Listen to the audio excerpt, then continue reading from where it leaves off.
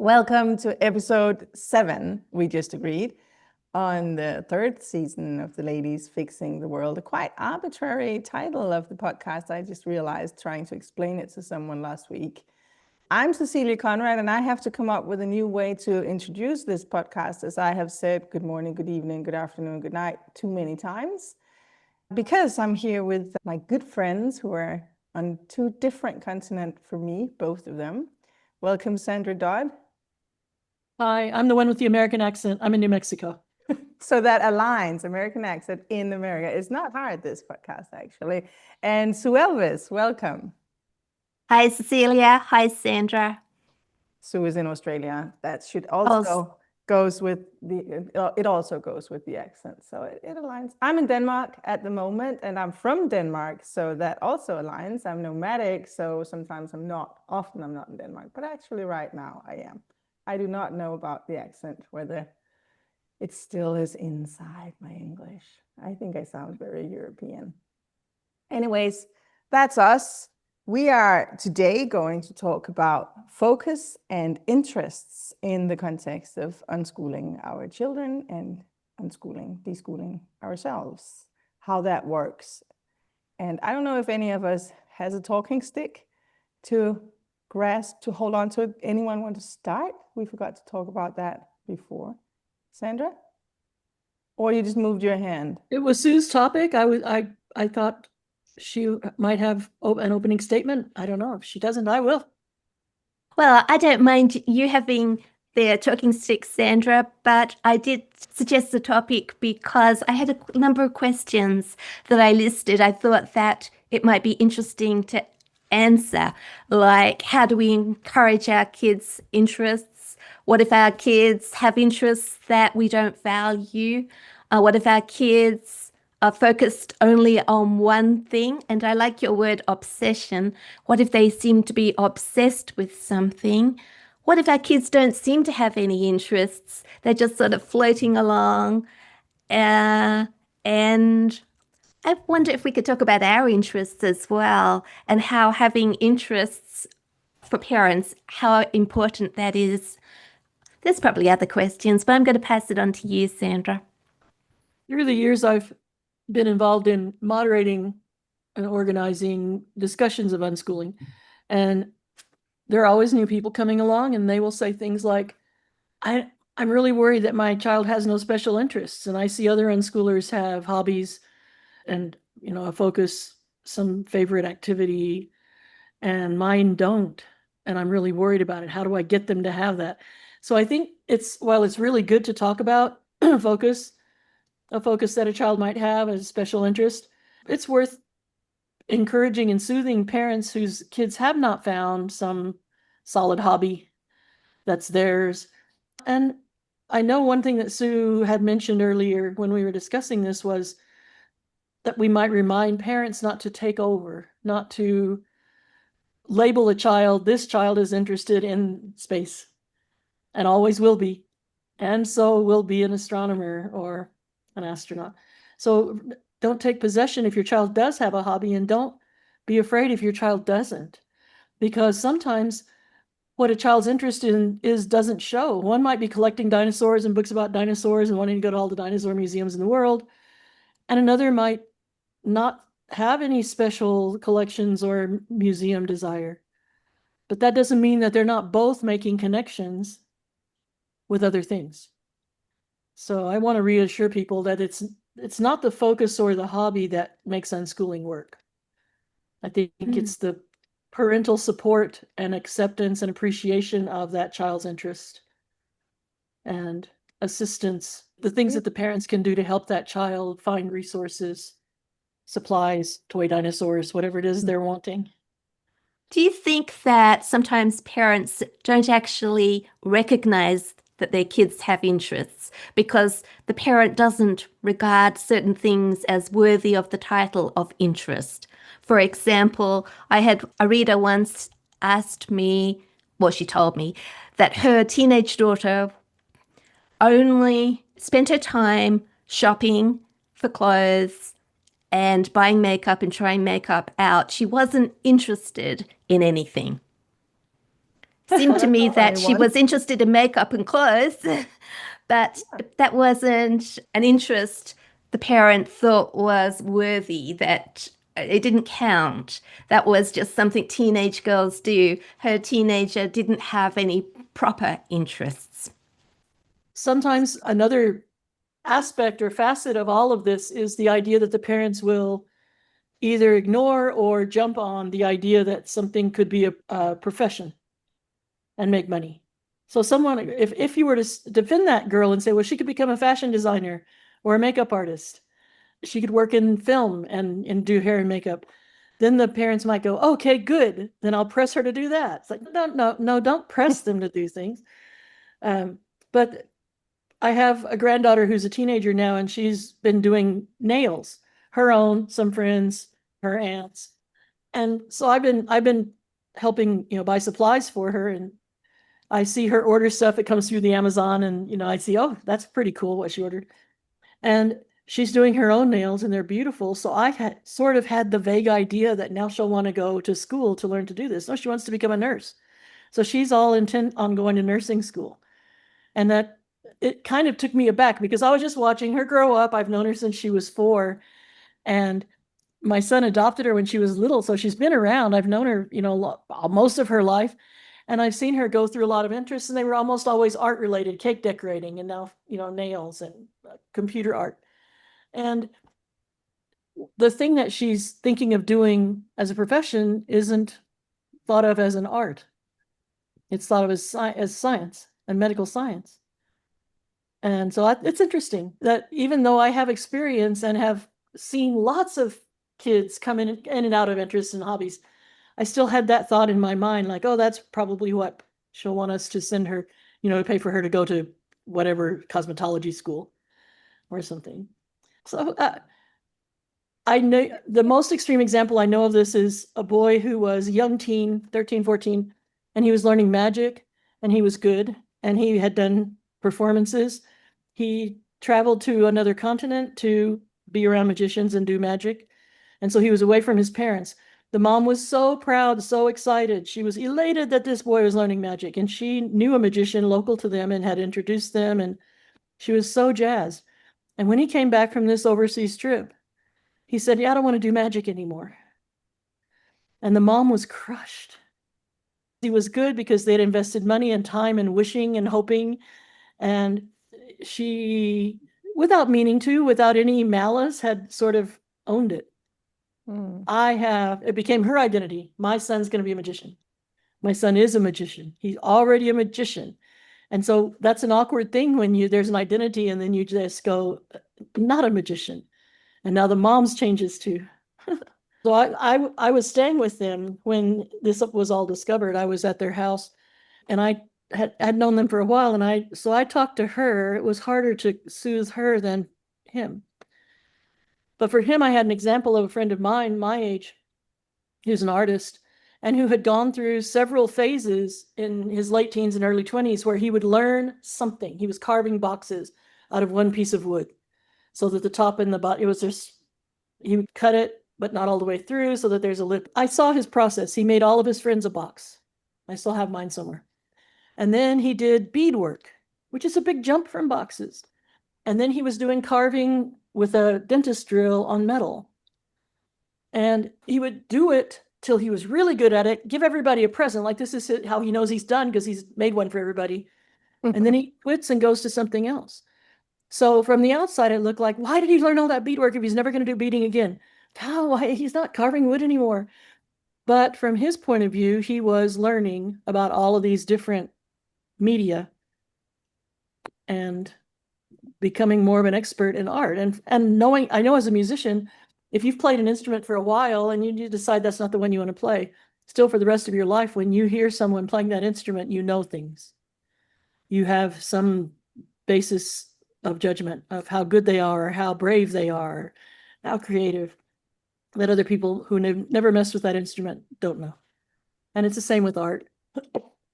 Well, it's the same with any learning, isn't it? That, well, my experience and kind of motto we have in our family is that you can never learn anything in vain. Yeah. It will always be useful. Whatever you learn, it will be useful. I think we're touching on maybe the big topic and maybe potentially the largest problem in this theme here at the very beginning, how we, the parents, can sometimes jump at the children's focus, obsession, interests, hobbies, and see them as a career path. So we're obsessed with, where's this unschooling taking us? What's the outcome? And there's also a problem with the sheer jumping at it. Of course, we are supposed to be, it's a good thing to be supportive, make sure that there is a space and there are the materials, and to the extent that we can afford them, make sure that they have what they need to explore what they want to explore. Sometimes we also need to leave them a little bit alone and not be obsessed with pushing kids to do the things they yesterday said they wanted to do. But I think it's a worse problem, this pushing to continue with the hobby or interest because we think we see a career path. Should we explore that problem a little more? Where does that come from in us, and how can we work with it? It's quite the pressure for a child. You know, you take an interest in nails or guitar or whatever. You're interested in the Roman Empire, you read about that and watch movies, and your parents suddenly want you at university studying the history of the world or whatever. And it's always a lovely time in a family when kids are running with an interest.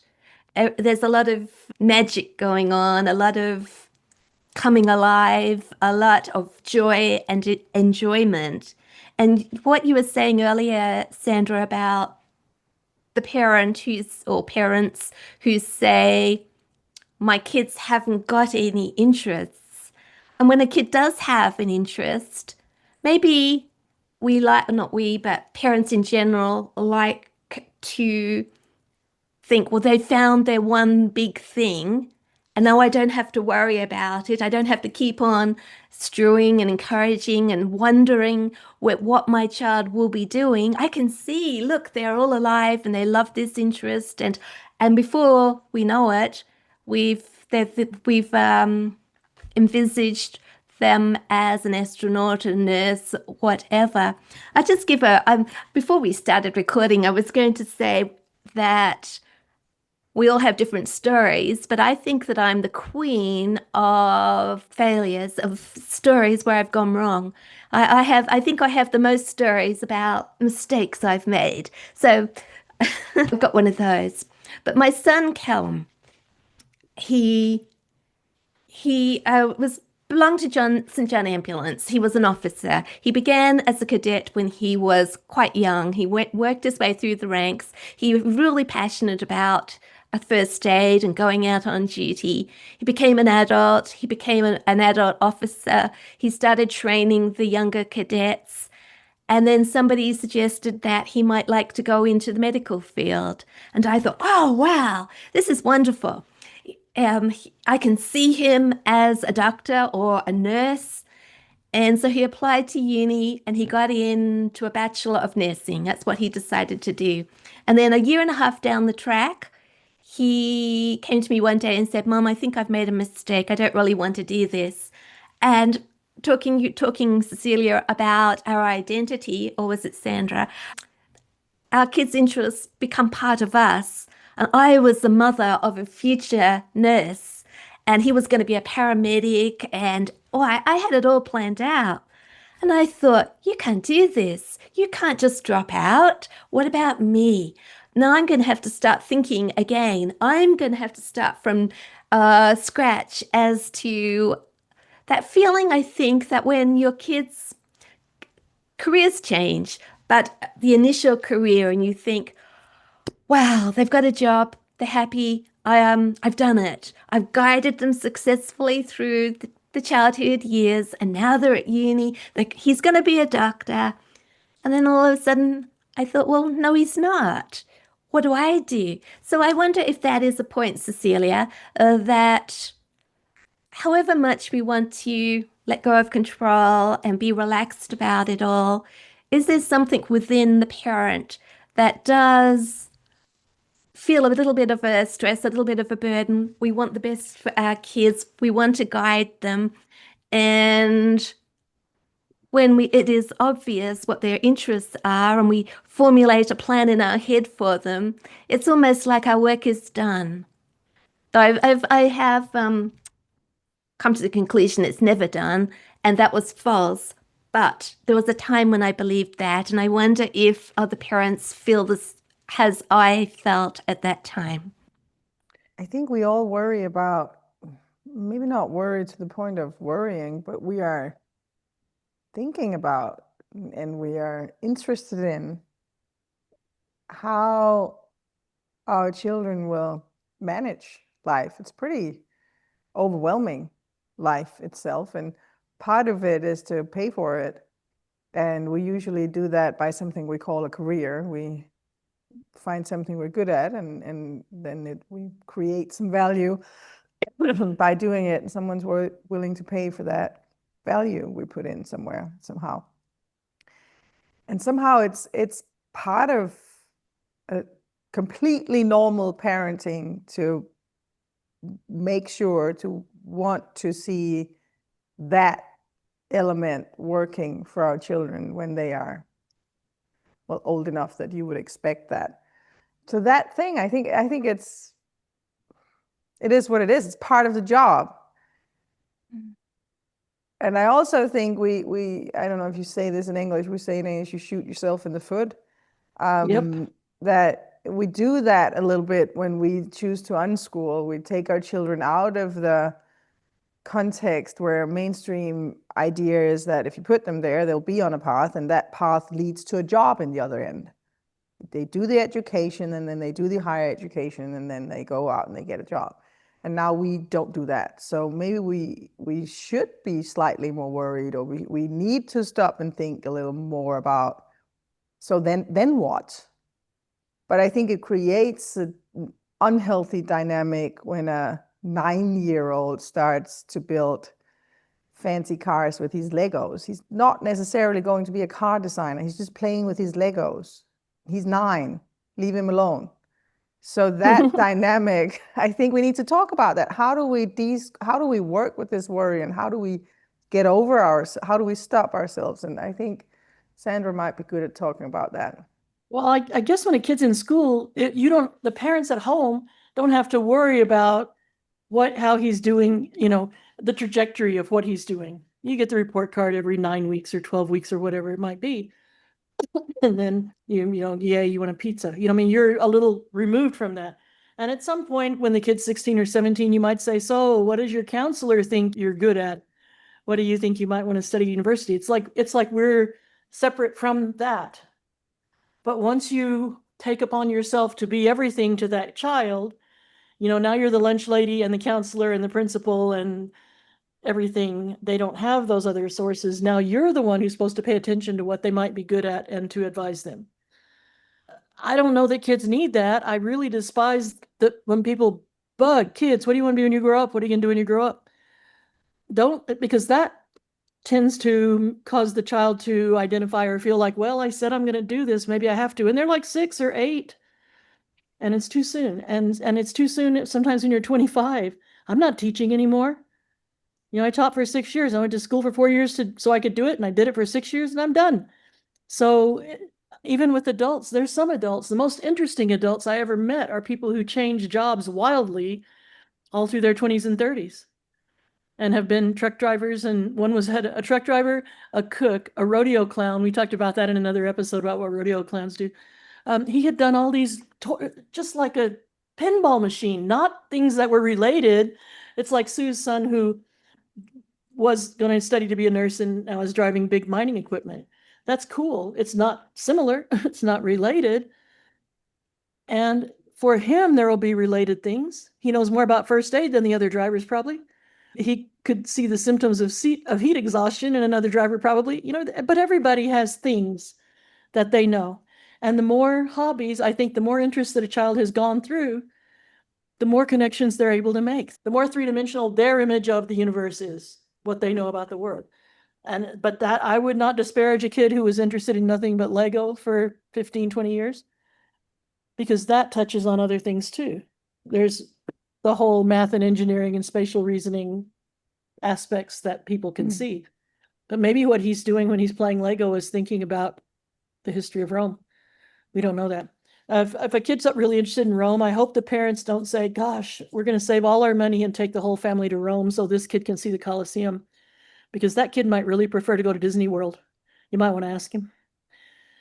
Because Or the money's better spent on more Lego. Lego is really expensive these days. Yeah, it always But was. it's good. It is, it's still good. Yeah. So yeah, encouraging them to explore whatever they want to explore is good. I brought a quote. There's a mom named Leah Rose. She lives in Pennsylvania. And she just wrote the coolest thing one time. I made a whole page to put it on. I'll collect other things. She wrote, I've been thinking about that saying, all things in moderation. Next time someone says it to me, I think I might just ask them, do you mean we should have joy in moderation? Should we have peace in moderation, kindness in moderation, patience in moderation, forgiveness, compassion, humility? Honestly, I used to think it sounded like a very wise and balanced philosophy. Now, the more I think about it, the less sense it makes. So one way a parent can mess kids up is to say, well, that's all really nice that you're interested in where the Vikings went, and you have a map in your room of in what century they hit St. Petersburg or whatever, but that's not going to be your job. And so let's move on to something else. This is too much Viking ship art and too little math. Two things that parents can say to I started to say to ruin everything. It doesn't ruin everything, but it does some damage to a lot of things. And one is to say, that's stupid. Any parent who has the urge to say, that's stupid, I should seriously rethink and rephrase. Or if they say, that's enough. A parent to tell a child, that's enough. You don't know what's enough. You don't know if that child is through thinking about that, or is through with that Lego set forever. Maybe they'll never make that thing that's on the box again, but they need that Lego. They're going to make something else with it later.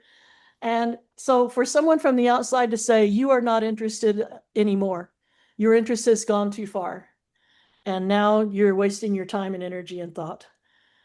It does damage to the child's self-esteem. It does damage to his joy and enjoyment, which Sue mentioned. That's a really huge aspect. But the most damage it does is between the parent and the child. Because when you say that's stupid, you're saying, and you're stupid because you thought it wasn't. And if you say that's enough, you're saying, you went past my limit, and so now I will make you stop. I don't think that's healthy for unschoolers. So it's standard. A million parents would go, oh, good job, good job. You tell them it's too much. You tell them everything in moderation. You tell them it's stupid. I advise against it. So here's a question for you, Sandra. What about all the situations where parents think they see something being too much to the point where they are worried about, they see a child not thriving and they think part of what the child is doing or not doing, because it's doing the other thing all the time, is preventing thriving from happening? Give it another 3 or 4 months. Otherwise, the parent is being micromanaging and could easily be guessing wrong. So I get this question when it could be, we talked about food a few episodes back. So my child is eating only pasta with ketchup and apples, and I am really worried about his health. That's a question I could get. It sounds like a solid diet for me though, but whatever. Or it could be my child only wants to watch Monster Truck cartoons on the iPad, doing that 10 hours a day. We can't go for a walk. I can't make my child stop and do something else. Those kinds of questions. It's micromanagement, yes, to say, hey, pasta, ketchup, apples, and carrots, please. Or something else just once a day. It's also micromanagement to say, Monster Truck videos, not 10 hours a day, 8 hours a day, 2 hours for something else, please. Why? It's arbitrary. No, I'm it's asking arbitrary. you. It's arbitrary, and the parents might be wrong. So I don't care if parents do that. I can't stop the world. You named the podcast Changing the World. I don't want to change the world. I want to make it easier I for people. didn't. We're fixing it. Okay. No, whatever it was. I don't want every family to take their kids out of school. I want those who want to have the tools and the warning signs where the cliffs are and the, like chutes and ladders. I want them to know when they can, if they start here and go this way, they can slide a long way and do really well and improve their relationship with their child. So sorry to be like I am, but I have no interest in soothing people who want to continue to control their kids. I have no interest in encouraging people to say, oh, yeah, that's fine. You can tell them 8 hours and not 10. Why? Then say 2 hours and not 10. Have 5 minutes and not 10. Throw the Lego on the trash. I'm asking you. It's a slippery slope. And parents who want to control their kids and tell their kids no can and should, but they should not try to be unschoolers with that. It's not going to work. So how do they manage their worry? If they are They become better unschoolers. More deschooling. They start yes, more deschooling. Look at learning. Look at your child's joy and enjoyment. Look at your child's happiness at playing whatever video game they were playing. There are a couple of reasons. Joyce Federal used to say, if a kid is just watching TV without paying attention to anything around him, maybe the show's really good, or maybe he's using it as an escape. And an escape like that in a child who's not allowed to leave the house, an adult can just get in the car and go if they want to escape, go for a long drive, go to some other town, get drunk, spend the night. There are a lot of things that adults can do to avoid where they live and what they're dealing with. Young kids have no way to do that. And so if a kid comes home from school and is stressed and doesn't want to talk about it and sits in front of the TV and just watches whatever's on, that could be the most healthy option he has. Could be great. Because he has zoned out in a safe place. He's on his own couch. His parents know where he is. He's not hurting anybody. He's not wandering around town with a can of spray paint. He's home on the couch. And unschoolers don't usually need that kind of escape, but what if they do? So maybe that game is awesome for that kid and he's really learning a lot. Maybe he's trying to beat his own speed. There's a game I've been playing for years. The grandkids really like it. They come look over my shoulder and say, let's play that game. It's Plants vs. Zombies. Not a recent one, but one of the original, the second version, the HD version. It's just so clean and so well designed, and there are no ads and everything, and I like it. But I still play it. Partly I'm building up points so when the little kids play, they can buy things. Mm-hmm. But within the game, feed their plants and stuff, buy more plants.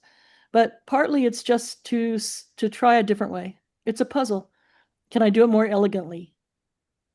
Can I do it with 8,000 points left at the end of the game? Or am I going to spend all my points saving my little garden? And it's something that while I'm doing it, I'm either listening to a book or music or thinking. And someone could easily come and tell me, you've been playing that game for years, get another game. Well, I've played a lot of other games and I haven't found one that's better. And sometimes when I'm playing that game, I just think of how well designed it is and how pretty the art is. So that's like looking at a painting a lot of times, or reading the same book, or listening to the same music. That it doesn't seem any different to me. So when I see a kid like that who really likes a certain game, or to play Lego, to make the same sorts of things with Lego, maybe they've already made all of the pictures that were on the boxes and now they're just making airplanes or cars. I think they should be allowed to do that. I think part of deschooling is learning the value of choices and options and of saying yes instead of no. And I've never had families come back who unschooled for years and said, man, I'm so sorry that I didn't limit them more. I'm so sorry I didn't shame them more. If I could only go back, I would limit the time that they spent on their hobbies. That's not what people come back and say. They come back and say the opposite. They say, I really wish I hadn't been so uptight and I hadn't told them what to do and taken stuff away from them. And so I don't want to go off topic. The thing I started to say something. Everything is connected here. Yeah, that's true. That's true. Well, the last thing we were talking about was, what was the last talk called? It was typical unschooling days. About days, yeah. Which is kind of like this, because a lot of typical unschooling days are kids messing with their hobbies. But we were talking about exposing people to more things, places, ideas, sights, sounds. And I defended the term exposure. And then after we were done, I saw that a Just Add Light and Stir post, I put out a daily blog post that I had already scheduled for yesterday. I'm mixing my days up, maybe today, probably this morning, had the word exposure in there. And I thought, I didn't pick this after we talked about that. It was already scheduled to go. And so I think it's a legitimate thing. So sometimes parents are worried that if a child is only seems like a child is only interested in one thing, that he won't be exposed to other things. And there was one mom years ago who wrote, my child only cares about World War II. All he cares about is, anything that he's interested in has to go back to World War II. And I said, yes, but if he knows, and I made a long list of stuff that I can't recite now. At the time I was on a roll and I wrote it all out, but he will know, he can generalize that to any other period of history or war. How did they get those guys to want to join up? How did they get food to them? What was the technology that made it different from the war before? How did they move the troops around? Where did they stay? And so if he can answer those, if he sees that there are answers to those questions about the one he cares about, then he can look at something else and know what questions to ask. And I think she probably thought he should study all the wars, probably in chronological order, to be more balanced, to be more well-rounded, to which It's not the ones in Africa. We don't care about the ones in Africa. It's only the European and American story, really. Yeah. I think my problem with the word exposure is the same as my problem with these hobbies and interests, or just I have this little alarm light bulb flashing. I've heard the word exposure too many times in this phrase. How do I make sure my child is sufficiently exposed to enough different material? So here I feel that I'm talking with a checklist that matches a school system. So I have to make sure my child is exposed to math and geography and history, and so only the hard academic ones, languages. How do I make sure my child is exposed? And it has this schooled mindset, and that might be all good and fine. The school is part of our culture, and well, it's there. The idea of academics and the idea of a general education, but it has a stress behind it. It has a fear behind it because we're unschooling, because we took our children out of the school where that exposure would have happened. And now we kind of want to just make sure we didn't screw it up, just to use a little bit of foul language. And it's the same thing with the hobbies and interests. We're like, okay, so now I'm not doing the school thing, I'm doing the unschool thing, which means the path must be the child finds its way, but I have to make sure that I'm not doing it wrong. It's a little bit like the question we had, I think, last time, the unschool question. So how do I do this? And part of doing it is to see the hobbies and interests and make sure we support that. And there's this pressure of the fear behind it. We have to go back and own the choice of not schooling them, unschooling them. And I think we just have to, when we work with these things, with hobbies and interests and with the idea of exposure, just to make sure that we don't let that fear slip through the things we do. Just stop and think for a little while. So what part of this is me being afraid of my child not making it in life? Am I worried about my unschool choice, and therefore I want this working with making beautiful nails or being interested in history or whatever hobby? I want that to be a lifelong passion and something to make money off. Can I stop myself having that emotion, or can I work with that emotion? It's a good option every time for us, the parents, to just stop and feel it a little bit. It's okay to just be interested in World War II. You don't have to be a high school teacher or a war strategic or anything that has anything that is clearly linked to this passion for maybe 12-year-old.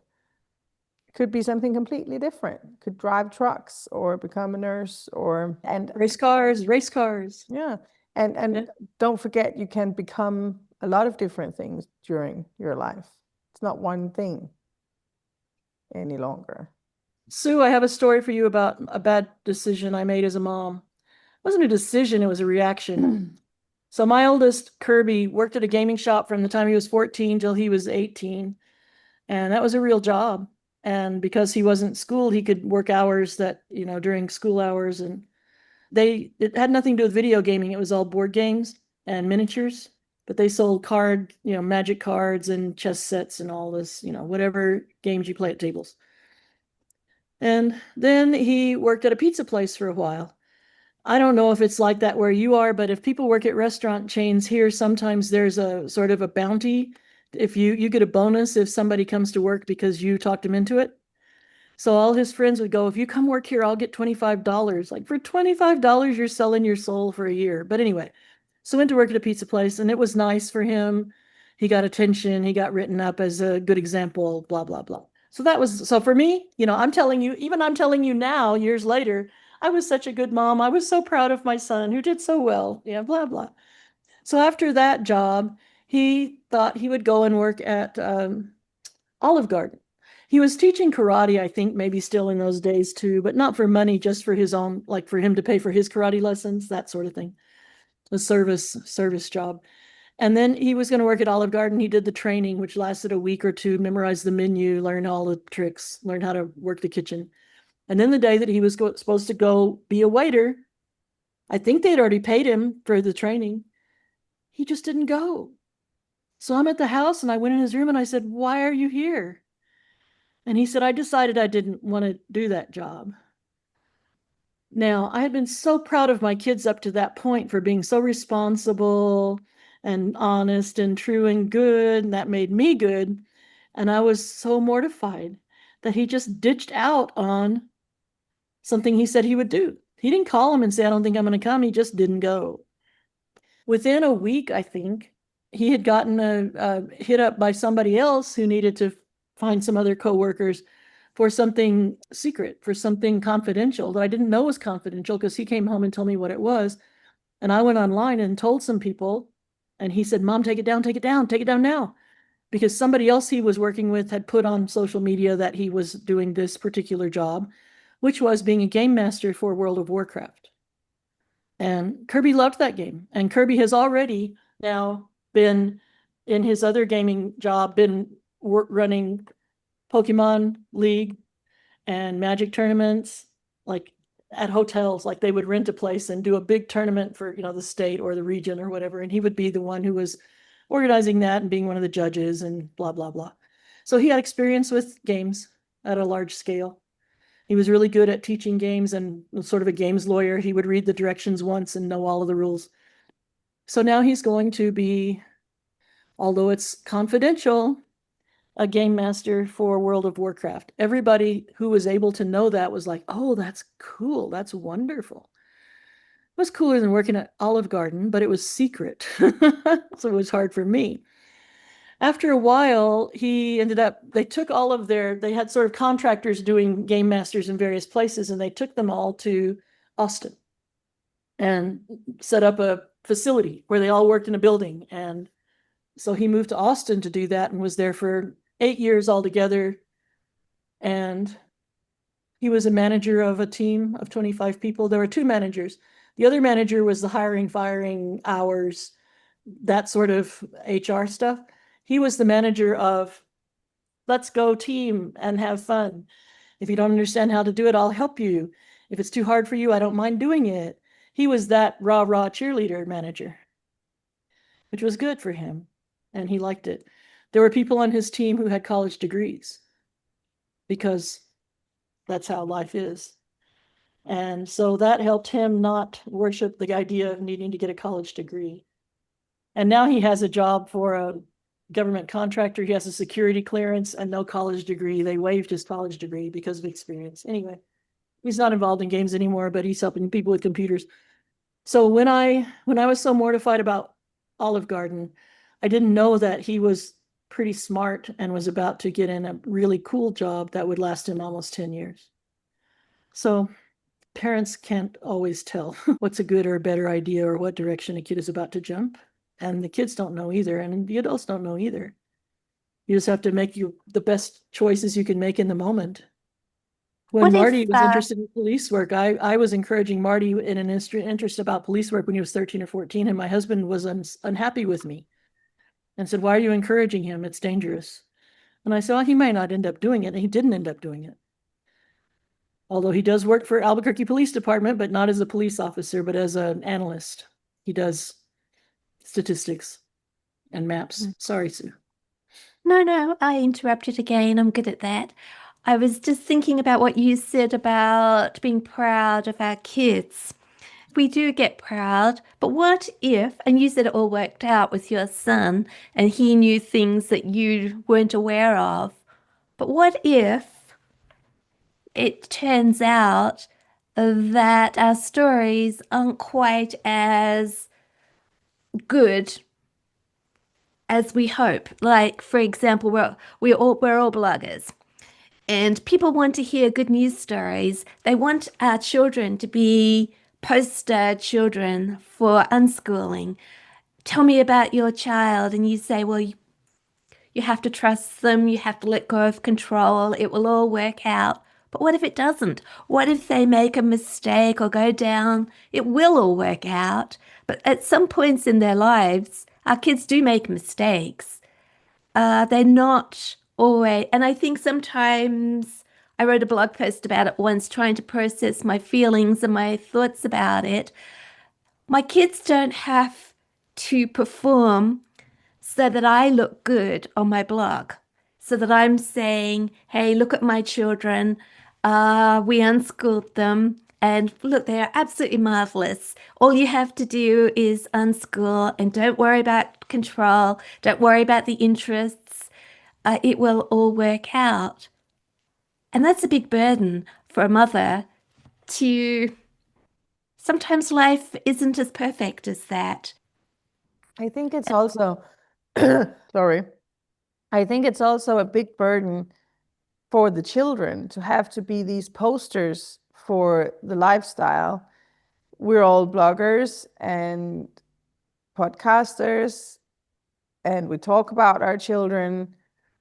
I think it's a real problem that there is this attached to outcome problem where, I mean, we can still say things to soothe other parents and even ourselves. We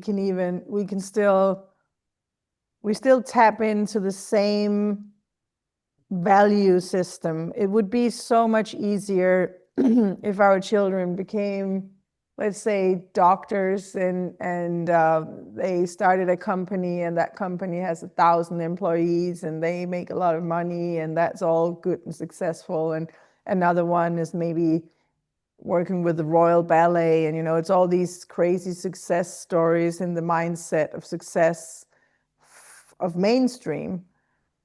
That makes it easier to come out the other end and be an unschooler and say, look, all my kids became all this. But I think that has two problems. One is we're still in the mainstream idea of what success is. And the other being, all the other unschoolers think, so if my child wants to work in the local supermarket and basically just dap down there, it takes 2 minutes to walk there from their home, and they have nice colleagues and they actually enjoy organizing the cans and chatting with the customers, and they're also willing to put in the hours that are less fun just for the ease of it, go home with the salary and do whatever they feel like doing. That's not the story you put on the first page of your blog. My child became I don't even know the word in English, someone who sits at the counter in the supermarkets. There's no prestige in that. There's nothing to be proud of. It's not fancy. But what if that's the choice of that person? What if that makes him or her happy? Someone has to sit there for a while still, I hope. I don't like the self-checkout thing. I hope we still can have people to interact with when we leave our homes. I mean, it's just all the wheels in society that have to work. And if someone happily chooses a job that has less prestige, it's fine.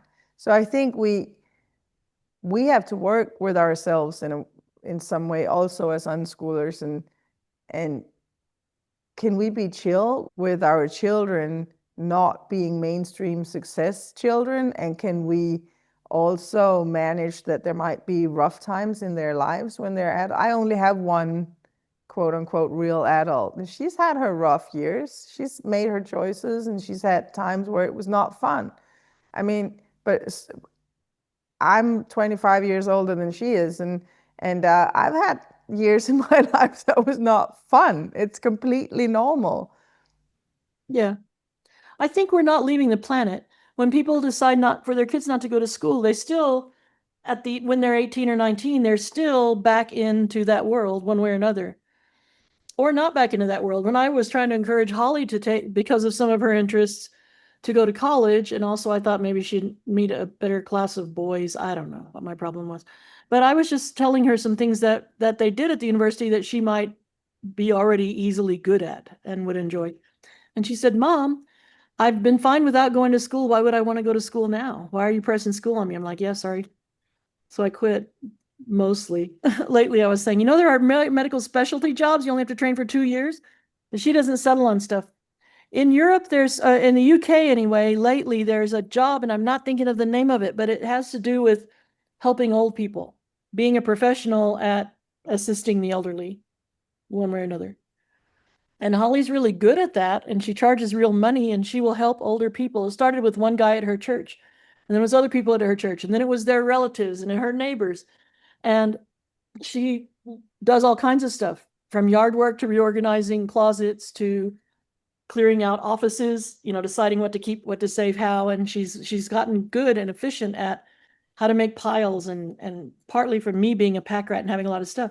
What's really important to keep? Is this a good way to keep it? Well, you remember where it is. Whatever she's doing with them, sometimes it's something physical, weeding or painting or cleaning, and sometimes it's that sort of almost counseling stuff about what's important to you. If this is stressing you, we'll do it next week. And that's a thing that doesn't have a name. And she's not working for someone else. So it seems like not a job, but she can make real money at it, and they give her stuff and they like her, and she's learning a lot. And that gives them someone to talk to, which is really valuable for old people too. And so I see the value in it for her and for all the people she's working for and with. And it's hard to brag about. It's hard to say, oh, Holly helps people with their yard work and their floors. But that's not exactly what she's doing. There's not we don't have a name for it in the United States yet. And I don't know if that's what they're doing in the UK either, what that job really entails. I'm closer But to people the US, can, UK, but I don't know. I can't answer the question. yeah, well, I don't know what it is, but people can train for it. I know an unschooler who did, who trained for that and now has a certificate and is that, whatever it's called. But we're not our interests or our careers anyway, are we? We say, my son's a doctor. I don't have any sons who are doctors, but people who do, that my son's a lawyer. But that's not really who they are. It's just their job.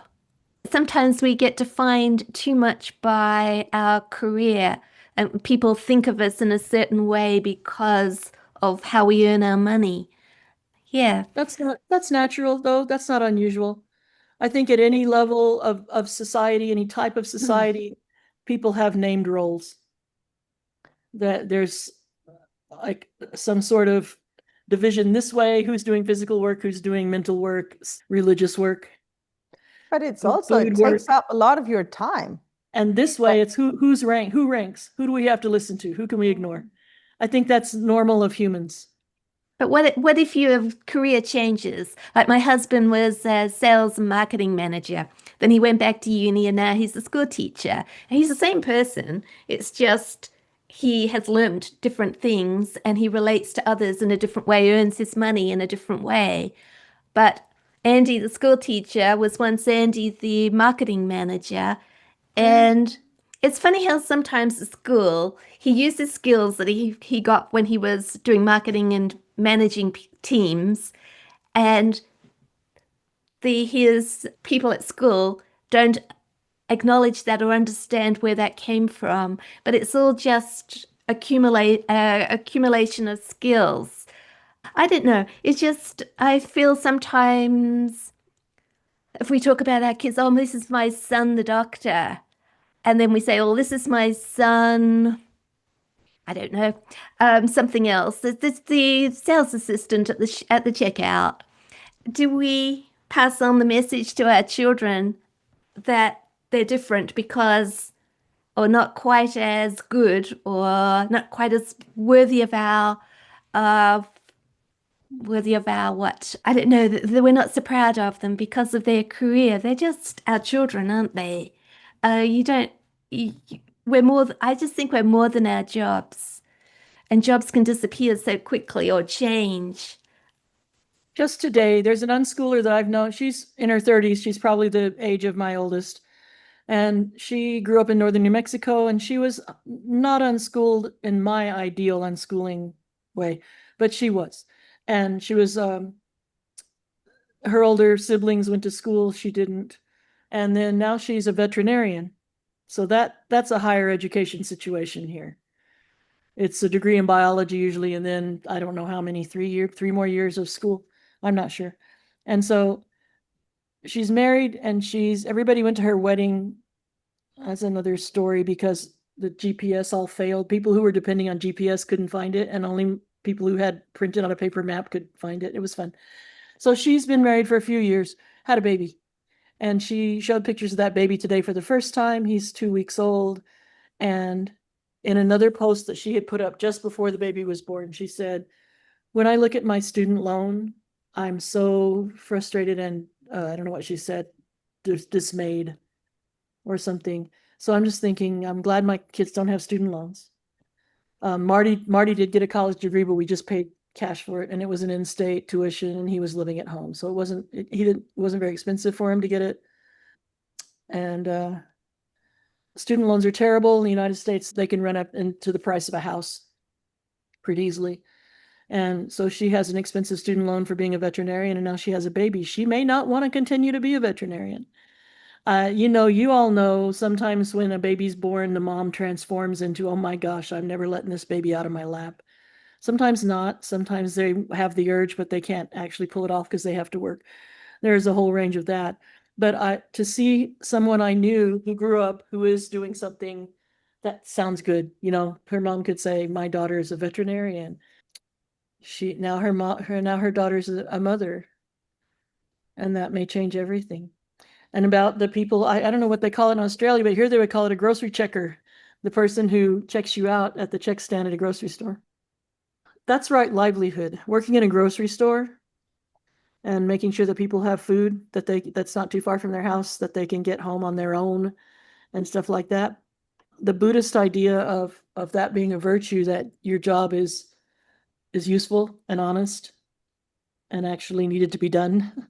That I talked to my kids about when they were younger. I said, and so the example of someone who manages a company with 1,000 employees might be right livelihood. What are they providing? What are they doing? Might not be, might just be who knows what, graft and corruption.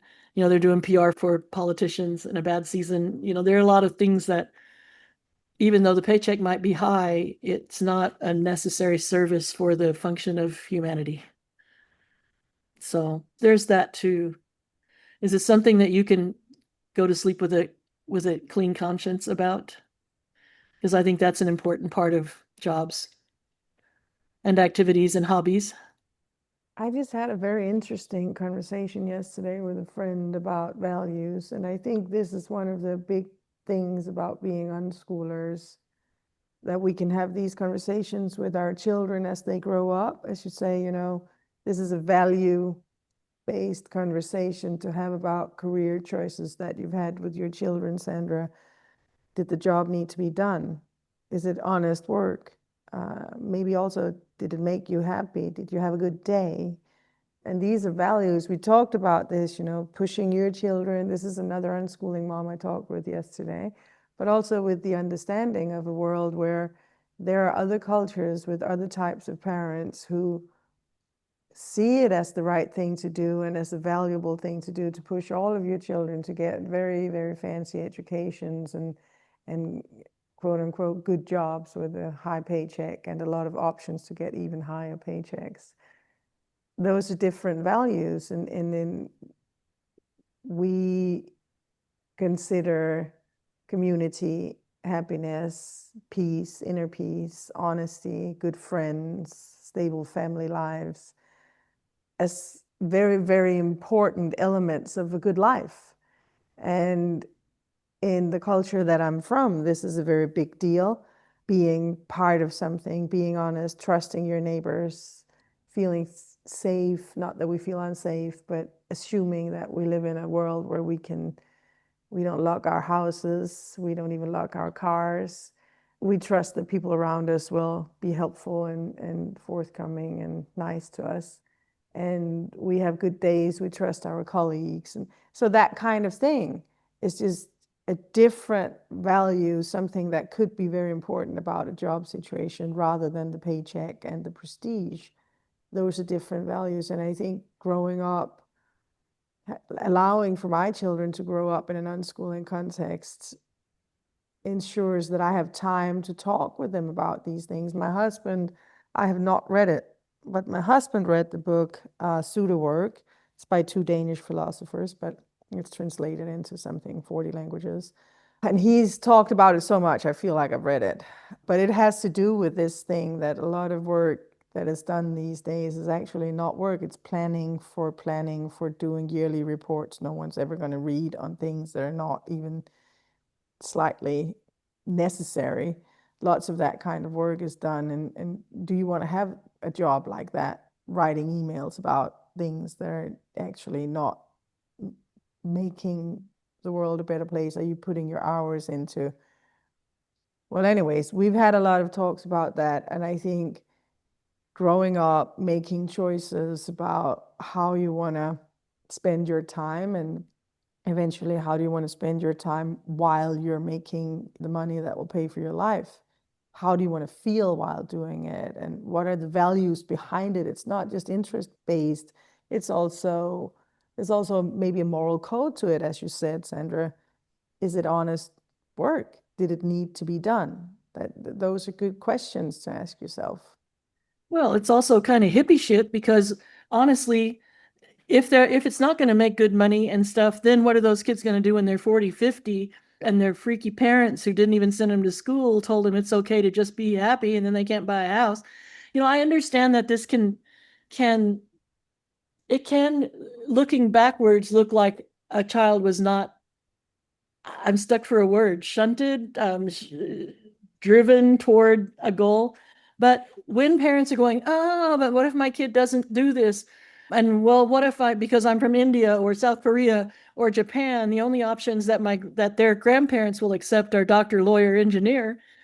And well, at least in India, women will get a master's degree just so they can have an arranged marriage. They're not going to do that job, but they're not going to be able to marry this guy who has a really good degree if they don't also have a good degree. So it's just, there are some weird side issues for a lot of unschoolers that can't be helped. And we can't help that. So the best thing I can usually say as a philosophical point, in any of those, people come up against that wall and they're jittery and they're going, I'm panicking. I go, is it better than school? Would school guarantee that they get one of those jobs? If they were in school, would they be happier? School is pretty much training people for jobs that don't exist anymore. Because if you start when you're 6 and start going to school and there's a curriculum lined up in front of you, they're training you for jobs now, for the jobs that existed when you started school. They're not training you for the jobs that will exist 10 years after you're out of school because they have no idea. They don't know. The schools can't predict that they're going to be, repair for phone video services or whatever, repairing cell phones. No one would have, even if my kids had been in school, they wouldn't have been training them to repair cell phones. It wasn't happening yet. And that's nobody trained us to be bloggers or podcasters or authors or any of that. It's all things that we've picked up later on and learnt after we became adults. And though you were saying about entrepreneurs, and there's a lot of people making a living online from things like podcasts and gaming and all kinds of things, which just weren't around when we were younger. But they weren't around when people who were younger than us were younger. It's a relatively new, and I think it's very exciting because we don't know what's ahead. And there's still, people talk about, we're going to lose our jobs here because I've been reading about AI recently. AI is going to take all our jobs. But I wonder, what else is ahead though? What other things is AI going to allow us to do? And the world just keeps on changing. I could never have imagined that I would be a blogger, a podcaster, when even 20 years ago. And when I was just talking earlier about our identity being what we do, and sometimes I think, well, I'm close to becoming an ex-blogger and an ex-podcaster, but then who am I? Who am I? And it's in a way, it's a scary thing. This is who I am. This is how people see me, and to rediscover that that's not fundamental to me, that there's other things I'm hoping that I will learn, I will do. Yeah, I was just reading this book. I haven't read it all, so I can't tell you all about it, but it's called Tiny Experiments. I don't know if either of you have heard about it. It was written by, I'm not even sure the lady's name. Anyway, I didn't think we're going to talk about it. So she used to be in some high up in Google. She had one of these prestigious jobs, earned a lot of money, and then one day decided she didn't want to do this anymore. And she writes in her book about how society is very much goal orientated, that we're brought up to fulfill a goal. We have something that we're aiming towards. And she's talking about, very much I feel in line with unschooling, that life should be more about tiny experiments, trying things out, setting yourself what she calls a pact, finding out about yourself first, taking like some field notes, she calls them, about what makes us happy, what skills we have, just about ourselves, and then deciding to do little experiments. I might write a blog post twice a week on this particular blog, or I might decide I'm going to paint every week, whatever the experiment is, and then you do it for so many weeks, and then you reevaluate. And you learn a lot about what you like, what you don't, who you are. And as I've been reading, I've been thinking, well, this is what our kids are doing all the time, or as unschoolers. They're trying things out. They do it for a certain amount of time. They might get really passionate about it. It might lead on to something else, or they might suddenly say, well, that's the end of that one. I'm going to try this.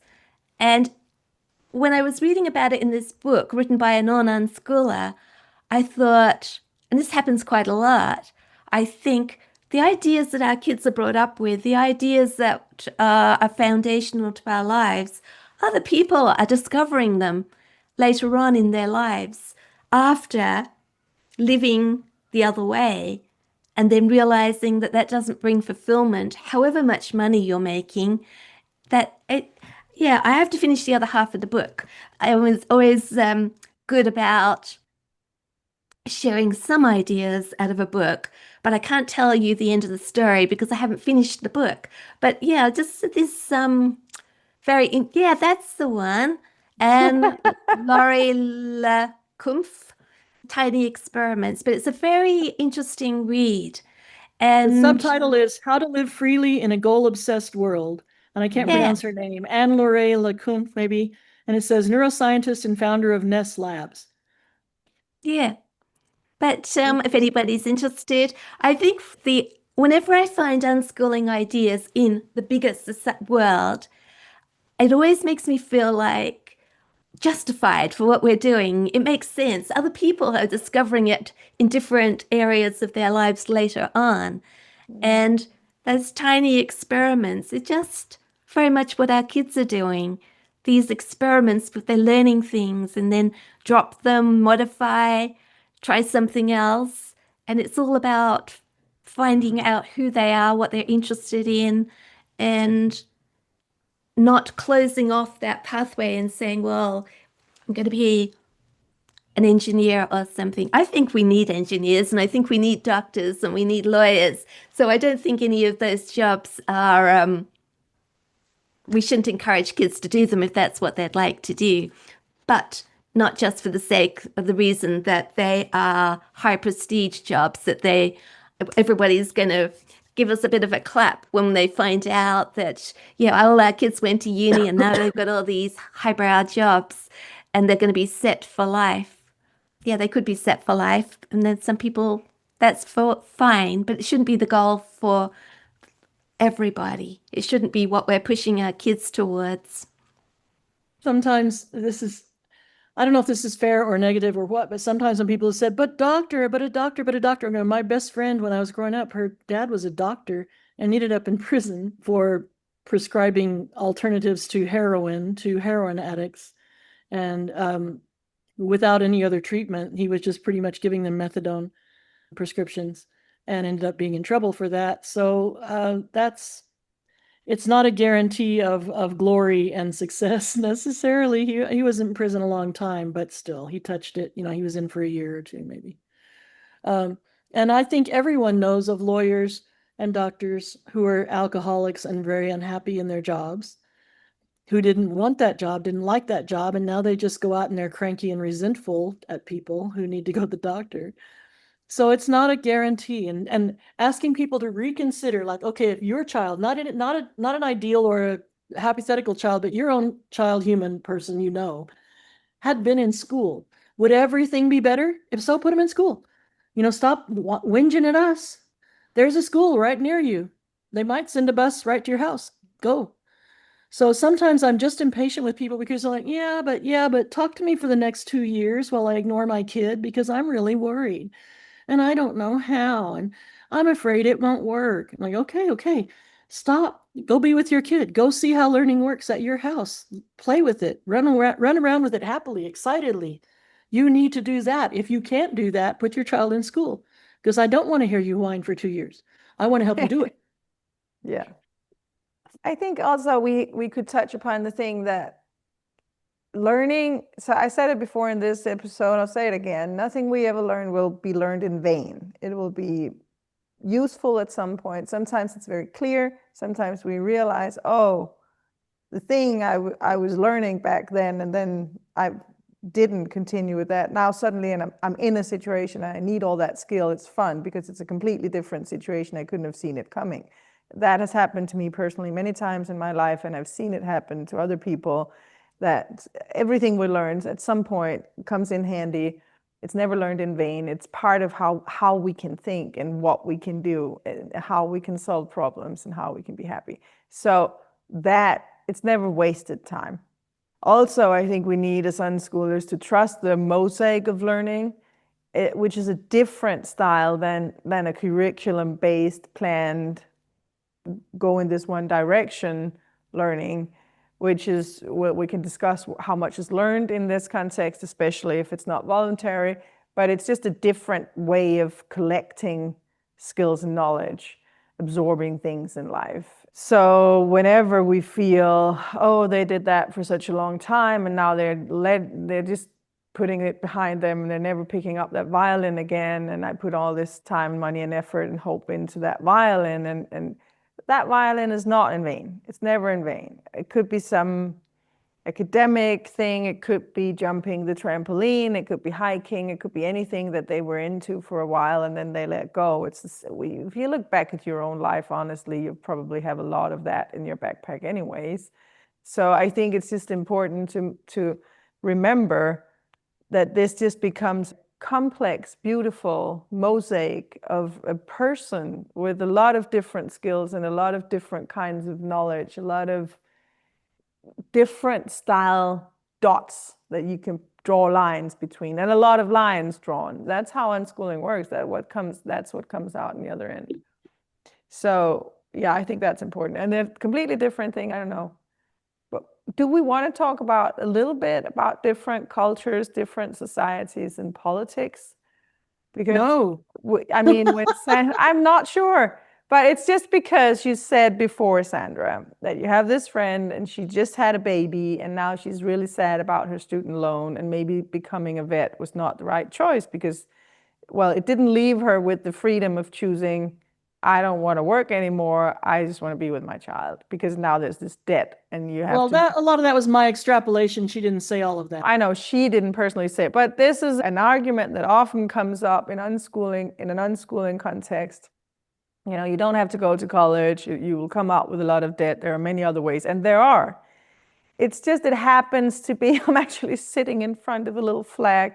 I'm not very what's the word? Patriotic. I'm not, it's not like I think my country is the best country on the planet at all. It's just very different in some ways. One being that we don't have free education. We have an education we pay for by paying a very high tax of 50% at least, all of us, all of our life. But at the point of entry, it's free. And at the point of exit, it's free if you, well, you can take student loan, but you don't need to because you get a salary. The education itself is free, and you get a salary for the first 6 years of studying, and all of the educations are in the 6 years. So if you just do it, you come out no debt. So basically, everyone who can, and everyone can, take an education of any sort can do so for free. This is a different situation. And I'm just wondering if there's so much talk about how higher education is not necessary and we don't need that because of the debt, because of what in other countries you have. So the price tag is really hard on the individual in the US, where in our country the price tag is really hard on the community. But the outcome is that we probably have more people who go through higher education. And you don't feel trapped on the other side, maybe. No, you are not. I have a higher education. I have no student loan. I'm as free as I was when I entered. I spent 10 years at university, and I didn't pay for it personally. I paid for it with the tax I've paid whenever I work. In the US, it's very different places. New Mexico just lately made it free for residents to go to university for undergrad, at least. For a while it was, if you went to high school in New Mexico and you go straight to college that next year, like we don't have a gap year tradition, but if we did, they would be saying without a gap year. And then they would pay for it as long as you kept your grades at 3.0, which is C or better. And my kids didn't qualify because they didn't graduate from high school. Holly had a boyfriend who got an art degree on that program, so he didn't have student loans. And so anyway, New Mexico's changed it now so that you can go not only if you just got out of high school, but even if you've been out of school for 10 or 20 years. If you want to go to a state university, in-state, there's no tuition. So that's, in California has some junior college situations like that. It's going to be different places. But like my friend who became a veterinarian, there's not a veterinary school in New Mexico. So she ended up going, I don't know where she went, Nebraska, Arizona. There are only a few. They're not everywhere. I just didn't want to.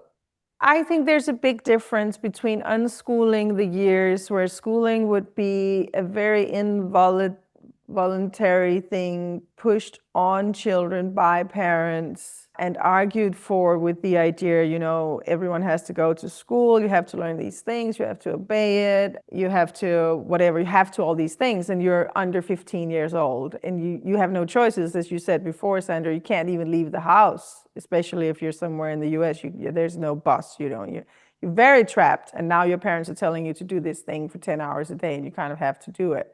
That kind of mandatory education, involuntary education, I think it's very different from being an adult choosing to go to university and wanting to dive deep into whatever, becoming a doctor or a lawyer or understand everything history. I think it's a very, very different situation, and I think it's great. I had a lot of fun educating myself at the university, and I think whoever wants to go to university I would just hope for the planet to have free education for everyone. Actually, there's a lot of free education. There are not many free exams, but there's a lot of free education out there now online for everyone. Yeah, it's more available. But I don't think that when I said trapped, I meant once someone has a big student loan, they pretty much have to keep working to pay it off. Yes. I don't think that unschoolers should keep their children at home against their will. I think the kids should always have the option to go back to school, or else they're as trapped as school kids are trapped. That's not healthy and that's not good. So I know not all parents agree with me, because a lot of people are homeschooling because of their own parental political views. And I'm not interested in supporting that either. If the kids don't have a choice, then the parents are doing something and the kids are doing nothing except whatever they have to do, whatever the parents make them do. So again, I'm back to let's unschool in some peaceful, open, honest way that supports the relationship between the parents and the children and doesn't harm it. Oh, but what about delaying? Sorry, what about delaying going to university? Like, we get this idea. Well, I have a lot of people who are worried about time, so that we have to prepare our kids or help our kids or encourage our kids so they know what they want to do when they're 18. But here in Australia, it's easier to go to university as a mature age student. And that doesn't mean you have to be old like me. I think it's something like 20 something instead of 18. It's mature age isn't very old, but that gives that gap for kids to maybe decide for themselves what they really want to do, if they want to go. It's not just the next stage. That this is why I feel that I have to, like I did, I feel I have to go to university because it's the next expected stage. But if my husband, he went back to uni to do his master's, I don't know, in his 50s. And he paid for his course outright, so he didn't have a debt. And I know it was I can't get my tongue around that word. He got it cheaper because teachers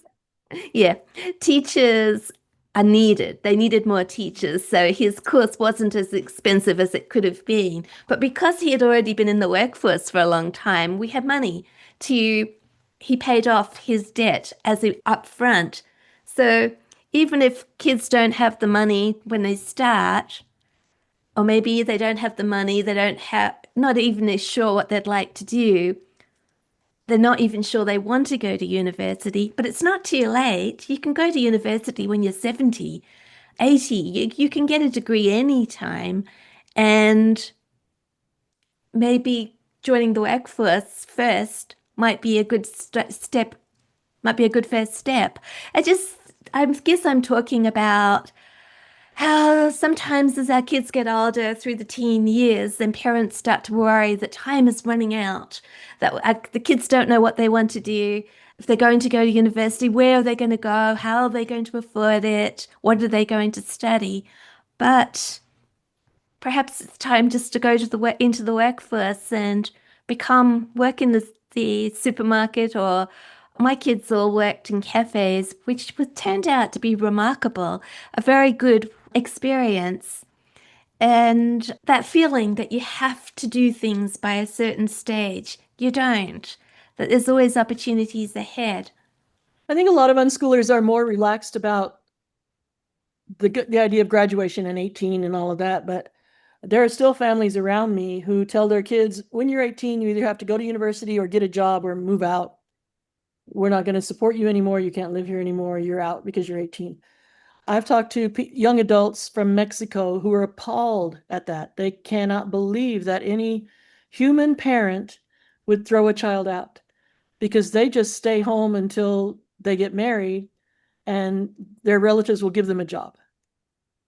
They might become a lawyer, doctor, or an engineer, but if they're 19 or 23 and they're still at home because they're not married, they can work for their uncle. That's how the intro to the workforce tends to be, is working for relatives at first and then deciding later if they want to do something else. So that does seem healthier, and I see a lot of unschoolers do that. Provide or find a job for their kids, almost like 18th and 19th century apprenticeships, but not formal like that, but just, jobs that the parents know about or jobs that the parents create, or their friends have, and they help their child get not a job for life, not a career, but something to do for a while to make some money and to learn some things. There are jobs, when we were talking about things that schools do and don't prepare people for, they're preparing people for the past. And there's some jobs that they absolutely ignore. I've never heard of any school offering anything that would help people sell antiques. And yet there have been something like antique salesmen always. People who deal in antiquities or art or interior decorating or just flat out collection of old sewing machines and typewriters that they sell to people who want a sewing machine or a typewriter. That sort of sale these days now is Etsy shops. And people don't have to live in a town where a whole bunch of people want to buy this thing. They need to have a good collection of them and know enough about them that people know to come to them. And then they can sell all over the country or all internationally, maybe. And that's not something school thought about. That reminds me of a few months ago. I had this idea. I was having these ideas that I try out. I do my little tiny experiments. And I thought it might be rather cool to get a manual typewriter and to send people little notes on a typewriter rather than print something off from a computer. I was going to I can't touch type, but I was going to sit there and type on this typewriter. So I went looking online for typewriters. Oh, I fell down a rabbit hole. As you said, Sandra, there's loads on Etsy that people are selling. People collect them, and that's what they specialize in. But I found out that they actually made typewriters in cursive writing. So then my desires increased. I wanted a cursive writing typewriter. And then not only that, I thought, oh, wow, look at the design of these ones, that you could just get so much pleasure from having a good looking typewriter. Not just one that's serviceable, but one that actually was a beautiful object that did a good job. And I had all these big dreams, and I thought if anybody asks me what I want for my birthday or Christmas, I'm going to say a typewriter, and I'm going to say a cursive typewriter. And I thought, if I had more money, because I don't have money, I don't earn anything much, I would buy lots of these typewriters and have a typewriter collection, and I would use them, but I would also just enjoy them. And yeah, it's just as you said, people curate typewriters. They know about them. They're knowledgeable. Yeah, I don't know what else I was going to say about that. I just felt so joyful when I was thinking about these typewriters and doing all this research and looking at all the pictures and thinking, wow, I wish I could have one of these typewriters. So you never know, somebody somewhere wants the service that you also are passionate about. My friend Bree Jontry, she's an unschooling mom. Her daughter's grown now and doing EMT, ambulance stuff, but she has lived in Pennsylvania, Israel, Alaska, and now New Mexico. So when Marty was moving to Alaska, she knew lots of things that would help him, lots of advice. But she took up with her high school boyfriend. After all these years, she was married, divorced, and her high school boyfriend and she got together. So they don't live very far from here, and we're friends. And he loves typewriters and collects and repairs and sells, and gave Holly one. And it's an interesting hobby. That's not what he does. It's a side job. He's a driver. He does courier work, like direct deliveries, sometimes of medical testing equipment or I don't know what all, but he just mostly drives around the state and takes something into an office and hands it to a person. It's a cool job. So he gets to see things that when they go on vacation, they go somewhere that when he was driving, he saw something really cool and they go look at it on weekend. So that's a good example of seeing an adult who's following his own hobbies and passions. And so in a way, he's not doing it to make money, but when he sells a typewriter, that supports him buying another typewriter. So it supports his hobby, his collection. And by driving around and seeing more of the state, he's able to scout out where there's a cool bed and breakfast or some hot springs or something that they might want to go and visit. And I think that if unschoolers can see what their kids are doing as something like that, if something that they do to support their child's interest is to take them to a conference or to another town where there's more of whatever that is that they're interested in. If the kid's interested in rock collecting, find some rock hound club where the old guys who know a lot about geology, who maybe used to be professionals in some field, now they're retired and they just on the weekends go out in the hills and look for rocks. They would be glad to tell somebody else about it. So there are things like that the parents can facilitate that the kids might not have known about. So there's an exposure situation where if you know that there's something that they won't discover on their own or can't get to on their own, you could be the driver, or you could find them some resources, books, storage places for the rocks that they have, help them know how to use resources online to identify minerals. If the parents can be the facilitators to support that interest and then let it go when it's gone and see what the kid comes to next, if anything that needs that sort of support and networking. I've seen parents take their, one mom only had one daughter, and she would take her daughter to Barbie conventions. The daughter really liked dress-up dolls, not necessarily Barbies, but fashion dolls of one sort or another, and was really interested in how the dolls were made. How do they, build the faces and stuff, and how do they reproduce them? She was interested in that sort of technological aspect of it and the costumes.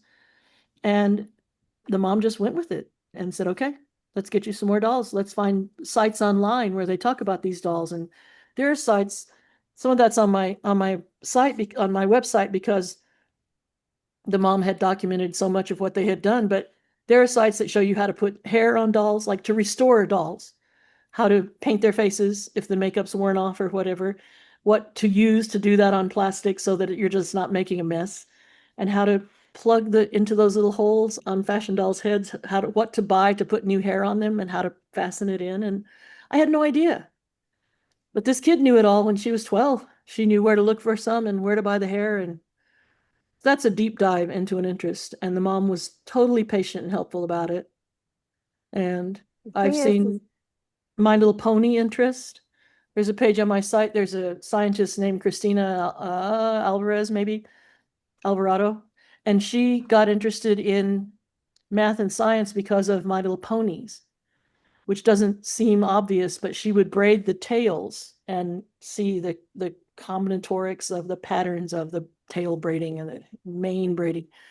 And I read that and I sort of vaguely understood it and brought that to my site. And Holly came home, and Holly had a lot of My Little Ponies and she knew how to braid.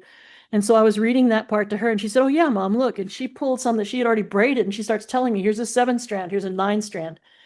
And so I illustrated that article with some of Holly's ponies. But it's interesting to look back. You can always see the trail looking backwards, but you can't see the end point looking forward. And that's another important thing about hobbies, is if you look back on a person's life, you'll see where some of that came from, where some of the interests in maps or writing or publishing or typewriters might have started. But you can't look at what they're doing when they're 12 and go, oh, I know where this goes. You don't know, they don't know, nobody knows. There's some job that's not invented, like being the manager of a team of game masters for World of Warcraft. Who would have known? I think a good takeaway from this really is the broad array of different interests children could have that are all of equal value. So that's one thing. And it's a good deschooling trip to take with yourself, to pause it when we assign different value to different things. So are they into the monster truck videos on the iPad? Maybe sit down with a knitting like I'm doing right now or whatever, and watch some monster truck videos and consider that as important as if they were studying French, which is easy to be proud of. So all hobbies are born equal is one way of talking about this. I think it's important. And what was the other thing? The other thing was spending time with our children. You say that very often, Sandra. Your job is to be there, go spend some time with your child. And I hear this story about the dress-up dolls. I think it's amazing. But that is basically a mother taking interest in a child's interest and just walking with the child. Sit down, do the Legos, learn the magic tricks, be interested, spend time. monster truck rallies lead to other things too. I live where they have monster truck rallies, and sometimes they have those in a place in Albuquerque called Tingley Coliseum, which is kind of a rodeo place. And sometimes there are ice rinks now, but they used to do like ice capades, big ice shows there. So it has bleachers all the way around, seating. And that floor, I don't know how they do it, but they can do things like deep dirt, mud for rodeo or monster truck, and they can put ice. I've been to concerts there. I saw Crosby, Stills and Nash there twice. They have, when the rodeo comes for State Fair, they have Western music, cowboy music, country and Western concerts in that building. On the same day they have a rodeo.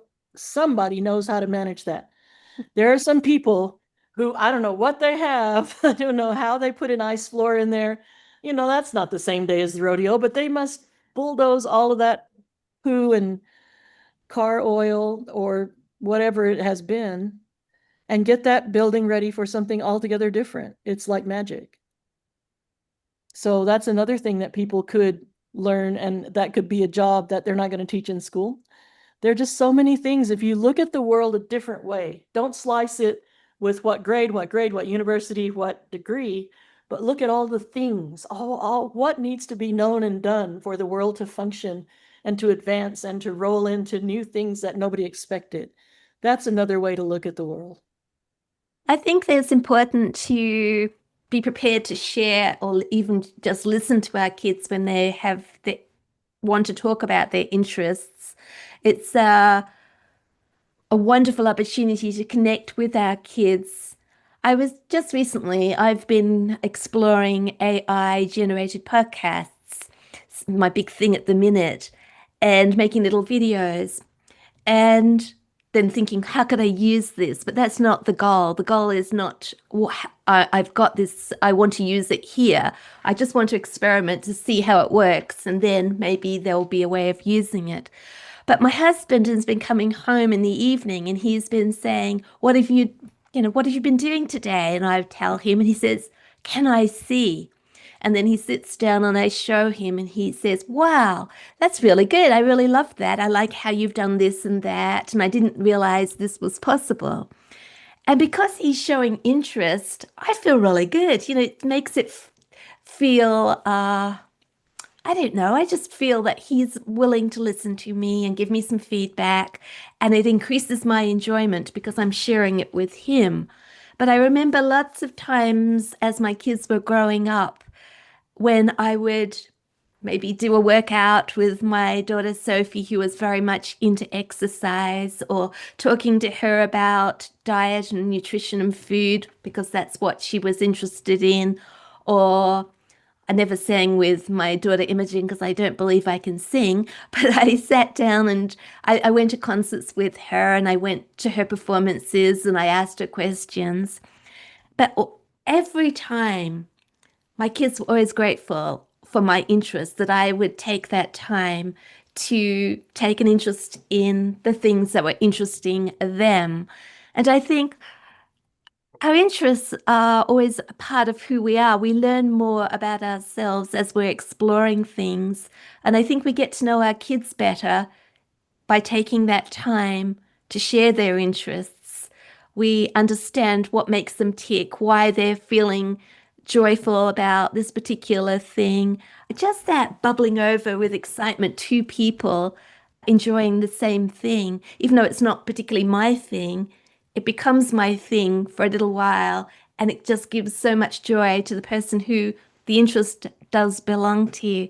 So sometimes my parents will say to me, oh, but I'm not interested in the same things my kids are interested in. I just don't like video games, or I just don't like this. And I think there's great benefits from at least listening and finding out a little bit more about it, just being prepared to share it. Maybe we won't want to do it, but just to share it sometimes. Have you found that, Cecilia? Sorry. I just noticed Cecilia was nodding there, and I wondered if she had a story about that as well. No, I just totally agree. Unschooling is about spending time and sharing life and being interested and being, so the method, if you will, is trusting the process. As Sandra just said, you can engineer it backwards once you see where it ends, but you can't predict it from where you are. But you can trust that there is a way, or there are several ways, but they'll choose one and they'll find something they're passionate about, and they will start working with that, and at some point make some money. That whole end goal thing, it will happen. We don't have to force it or foresee it or support it in any specific way. The support is giving the space and the trust and putting in the time and being interested, supportive of who they are, and supportive of having a good life growing up in unconditional love. We did an entire podcast on that one as well.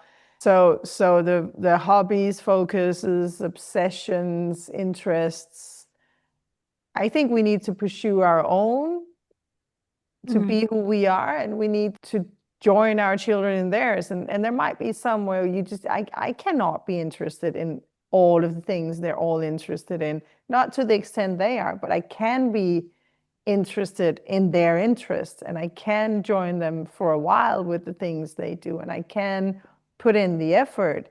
I've noticed, and my husband's been pointing at it very clearly, that for a while, it's just been easier for me to jump in and do things with my teenage daughter than with my sons, because the things that she likes to do happen, a lot of them, to be the same I like to do.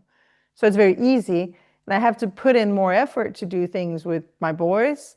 My oldest, the things I do with him, the things we do together, demand a lot of mind work. It's a lot of studying, it's a lot of brain work, and that's not so easy. It is the same interest, but it's just harder to study hard physics and read complicated things.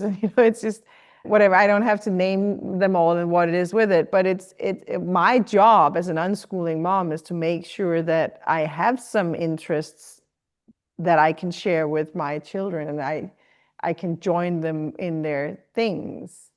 So while they are children, being less focused on where this leads to, where it takes us, and more focused on just being there in the moment and working with our fears, so that we arrive at a point where we maybe trust the process, trust that this is the right thing to do. And yeah. You have both made such beautiful summaries, and it seems like we're winding down, and I'm going to wind it back up, because when Cecilia asked, do you want to talk about different cultures and countries? I said no, because I don't want to. We could do that for a long time, but if people want to unschool, if they're in Germany, too bad. You can't, got to move. There are some places where it's easy and some places where it's difficult. And people, I can't guarantee, it's not like I'm selling a vacuum cleaner and guarantee to change the cord to their own electrical outlets or anything like that. If you can, do as much as you can, if you can. And, but learning works the same way, regardless of laws or language or the cost of university. Learning still works by having an idea, learning a little bit of something and going, oh, that's like this. That's not like this. That's different.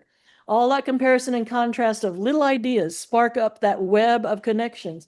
But there's a problem in English and probably all Germanic languages, that we don't have two different verbs like of Romance languages. Sometimes, I know Spanish does have a word for a thing that you really are all the time and a thing that you are in this second. But in English, if you say, I'm sleepy, I'm hungry, it's the same verb as I am a nun, I am a teacher. So I went to a workshop when I was 25. At that time, I had this same hobby. I was a school kid. It's not got to do with training or anything, but aside from school and all of that, I really liked folk songs, ballads, old songs. The older, the better. And I learned a guitar so I could sing them, and I knew lots of them, long songs. I went to a workshop. I also played recorder, and not played recorder farting around like a kid, but serious, playing Telemann Sonata stuff, so pretty serious. And I went to a workshop that lasted a week that was up in the mountains in Taos. And so I was camping in a camper, some people were staying in a hotel. Every day from morning till dinner, we did these serious Renaissance music things. And so I went to a workshop that was French chanson. I could read French to pronounce it. And I could read music. So I thought, okay, easy. This is 2-part harmony things to read off music in French. I can do it. So I'm singing, I'm competent, I can sight read. I think this is going to be a cinch. Teacher stops, says, stop, stop, stop. She points at me. This is out of about 8 or 10 people. You sound like a folk singer. And I said, I am a folk singer. Okay, but I knew what she meant. Don't do that kind. Don't do that style, do this style. It's not operatic, but it's more formal. So, okay, I did.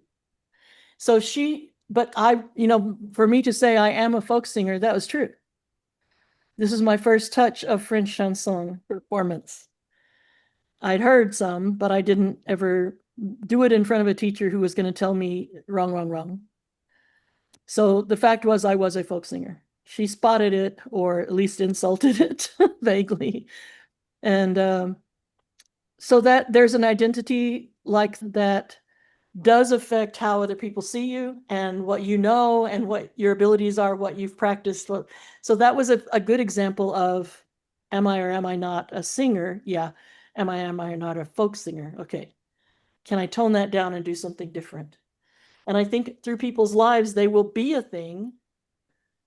And then they're a former that thing. Kirby's a former game master. He's a former Pizza Hut employer. It wasn't Pizza Hut, it was a place called Dion's, a former Dion's employee. And that's okay. So if your husband is a former sales manager and now someday he'll be a former teacher, that's also a thing to be. It's a place to park your thoughts and identity. When I was a kid, I did a lot of Lego. That might be said by someone who does not own any Lego at that moment, who is in a Lego-free house. But he can still say, I loved Lego when I was a kid and I had a lot of it. So I think as people move through their lives, that collection of what they've been and what they've done and how they've done it is kind of the story of their life. And also the story of who they are. That's what you do become, you do pick up all the skills and it becomes part of who you are. I don't think it's that bad to say I'm a doctor or I'm a blogger or I'm a musician. It's how we use the language. You can say I have a job as a musician, I have a job as or this is what I do for a living. That's another way to phrase it. But to say I am a doctor doesn't necessarily mean that you are nothing beyond that and that you have no other interests or there are no other elements of your personality, or that you didn't work in a pizza shop when you were 17. Then you were a pizza salesperson. Well, I don't know. I think we just don't have to over-identify with these things, Right. And not restrict ourselves to be one thing. And I also And want no one to ever say said, no one ever said to me, you're not a folk singer because no one's paying you to be a folk singer. And so there's that too. Do people need to have that as a career or as a paying job to say that they are? I know a lot about World War II can be said by people who are not professors of history. Can you remind me how you took it back up a notch? What? Oh, that I didn't How is it? I didn't make a sweet summary like you guys did. I went, I'm not yeah, trying but wait. I'm not trying to make a sweet summary, but I am looking at the time thinking we did talk about stopping after 2 hours today, and we're getting close. So that's why I'm trying to think back, to the original passions and focus and interests, and how did we talk about the thing. And the fun thing is, like, on a meta level, we talked a lot about career paths and education, higher education, university, all these things that are exactly what unschoolers are looking at when they build Lego or start doing magic tricks. And we're trying to say, don't look for it when they're small. Just let them be small. Just let them play with their Lego. Just let them do their magic tricks. Just let them do whatever, and let them let go of it as well when they don't want to do it anymore. And yet here we are talking about careers, jobs, educations. It's like a typical day. When people are new to unschooling, they have those worries. And so it's worth addressing the worries. Yes. But also to remind them that as they deschool, they won't think about it as much. When those thoughts are not your first 5 or 10 thoughts every morning, then you're doing better as to unschooling. I like that.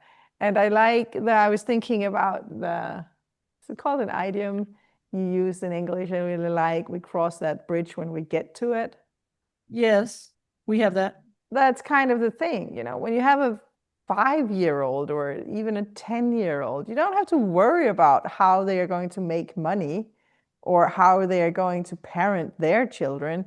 It's at now they're 10, so let's work with that. There are different jobs, growth things happening when you're 10. You don't have to. So we'll cross that bridge when we get to it. And I have 2 children one has crossed it and is supporting her own life, and another one is starting to contemplate, maybe I want to do these things now.